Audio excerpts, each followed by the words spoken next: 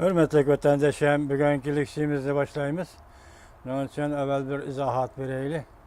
Evet, kendi söz diyalekçilerimizde Cungo'da Torbet ve başkalarının fikirleri takaldı degen söz. Bunda tomtak eğitilmeydi. Meni keçirenler fakat eleki isimladı ki söz görü siyasi ibarladı ki fikir kılışla. Hükümetin kendinden fikir kılışla mutlak çeklendi. Dep düşünsenler buldu bu birinci izahatten hürmetli vatandaşlarım. Yani ikincisi hazır vaziyet doğrusu sözlüğünde bugünlerden 5.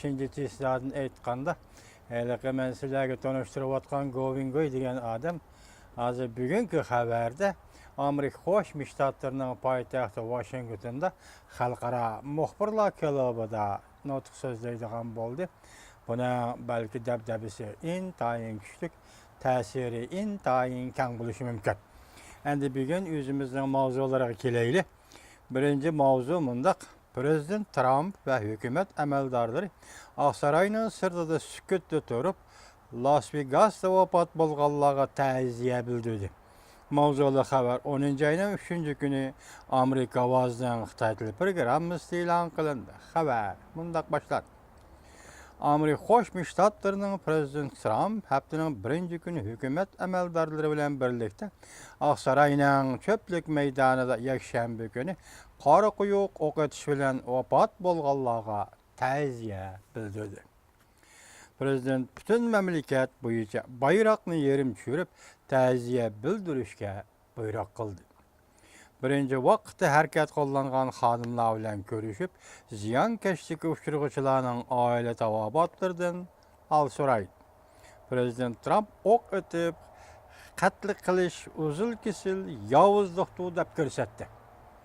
Prezident Trump o'q etib, qatl qilish uzil kesil yovuzlikdir deb ko'rsatdi.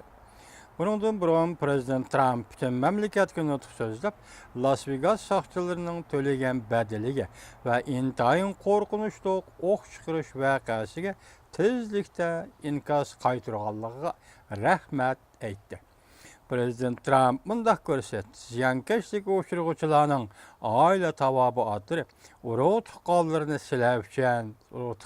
silav uchun biz duo qilamiz. Biz sizlarni qo'llaymiz.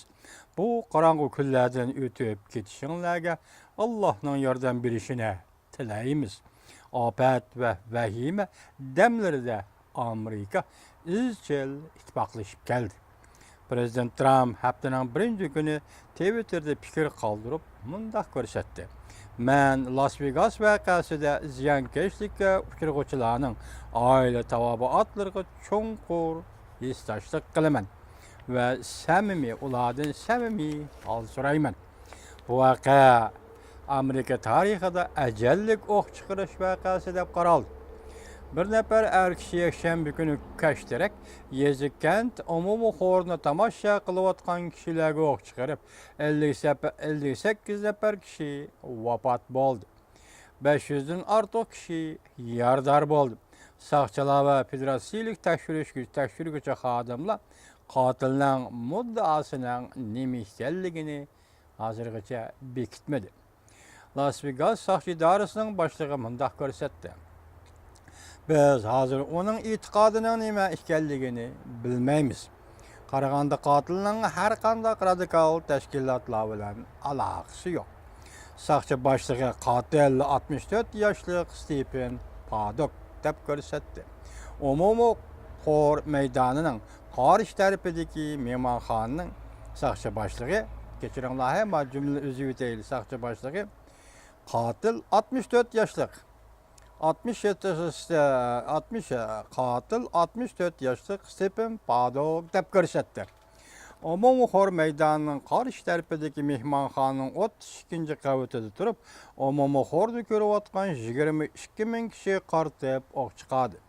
O'q ovozi uzilmay chiqib turgan vaqtda maydondagi kishilar taraf-tarafga qochib o'zlarini daldaga oldi. Soqchi boshlig'i yana muxbirlarga mundaq dedi. Soqchilar qatil turgan mehmonga bosib kirganda qatilning o'zini o'ldirib olganligini ko'rdi. Soqchi boshlig'i o o'zini o'ldirib oldi dedi. Soqchi qatil turgan öyden yani 10 tane uzun kalbırlık miltek izlep tepip aldı. İslam Devlet Teşkilatı bu vakaga özünün ilişkiligini görsetdi. Federatsiyalyk Tekşiriş İdaresi mındak görsetdi.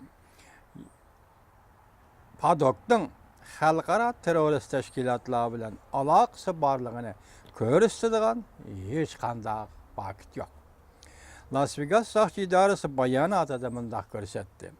Qatilning vaqada ishdan tushgan qonliq vaqada kechiringlar, qonliq vaqada ishdan tushgan bir nafar soqchi qazog'i yo'liqdi.